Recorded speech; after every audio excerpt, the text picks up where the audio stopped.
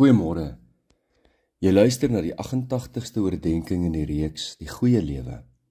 Ons tema vanoggend is Echo en Narcissus. In die Griekse mitologie was Narcissus 'n beeldskone jong man, so aantreklik dat almal hom begeer het. Maar sy hart was koud. Hy kon nie ander mense se liefde beantwoord nie. Toe raak Echo op hom verlief. Sy was spontaan en spraaksaam, bekoorlik en geliefd. Maar haar baie gepraat het Hera ontstel en sy het haar op die beurt gestraf deur haar eie stem weg te neem. Sy kon nie meer haar eie wense en wil deel nie, maar het net die laaste woorde van 'n ander herhaal wat sy gehoor het.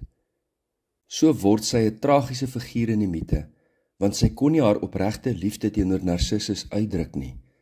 Sy het maar net Narcissus se woorde, die laaste daarvan aan hom bly terugspeel. Narcissus het haar gevolglik verwerp en sy het hartseer en gebroken en niet verdwyn.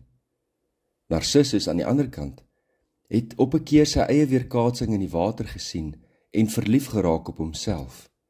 'n Liefde wat nooit vervul kon word nie. Hy kon nie wegdraai van die beeld in die water nie en het daarom deur sy eie toedoen vergaan. Hierdie mite waarsku ons teen twee uiterstes. Te veel liefde vir jouself en geen liefde vir jouself nie. Narcissus se verhaal wys vir ons wat gebeur as 'n mens te veel van jouself maak. Dat liefde vir jouself ongebalanseerd raak. Liefde teenoor ander. Dis 'n liefde wat nie tot verhouding met ander kan lei nie. Dit lei tot isolasie. Selfverliefdheid lei iemand uiteindelik in die verganklikheid in. So 'n persoon kan nie aan ander mense gee nie. Hulle kan net hulle self dien. Sal nie aan ander gee nie, sal net bly ontvang. Echo aan die ander kant simboliseer wat gebeur wanneer die liefde vir jouself onderdruk word.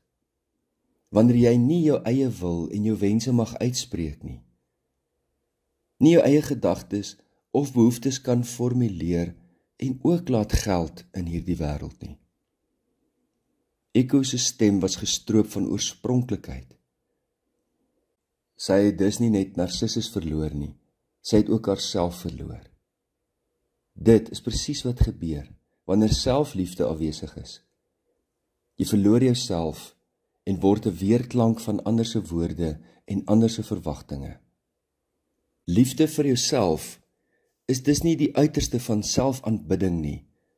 Dis ook nie die uiterste van selfveragting nie. Jesus se woorde in die groot gebod plaas dit mooi in balans.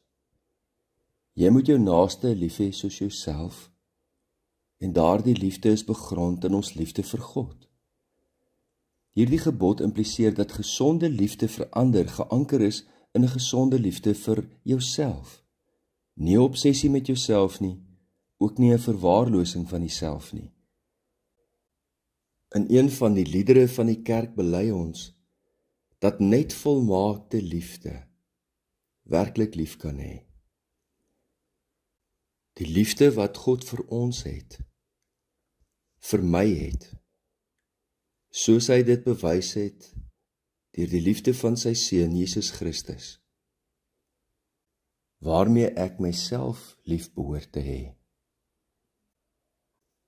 As jy dan nou weet dat die volmaakte God van die heelal jou oneindig lief het, met 'n volmaakte liefde lief het, wie is jy om te sê dat jy jouself nie kan lief hê nie? Miskien het jy te hard probeer om op ander maniere jouself lief te kry. Miskien het jy te lank probeer om jouself te regverdig, om te dink dat jy jouself moet bewys. Miskien het jy te lank probeer om jouself te vergewe, deur jou eie krag, deur jou eie vermoëns. Deur jouself nie lief te hê nie, deur my self nie lief te hê nie, is ek en jy albei ongehoorsaam aan die groot gebod. Kom ons bid saam. Hemelse Vader, ons vra dat U ons sal vul met U Heilige Gees. Dat ons die vrug van U Heilige Gees in ons lewe sal bly oefen, om lief te hê. U, my naaste, en ook myself. Om met blydskap te leef. Om vrede te maak, ook met myself. Om geduldig te wees, ook met myself. Om vriendelik te wees, ook met myself.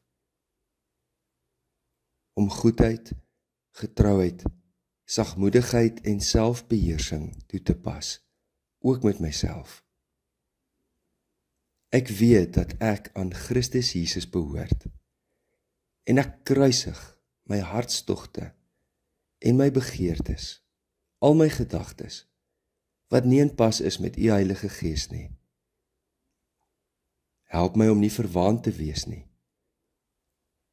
maar help my ook om nie minderwaardig te wees nie. Help my om in 'n gees van sagmoedigheid ander mense en myself reg te help. Deurgrond my, o Heer, deurgrond my siel, dat ek myself blywend ondersoek en my hart voortdurend tot U bekeer. Dit bid ons in Jesus naam. Amen. Liefde en 'n geseënde dag vir elkeen.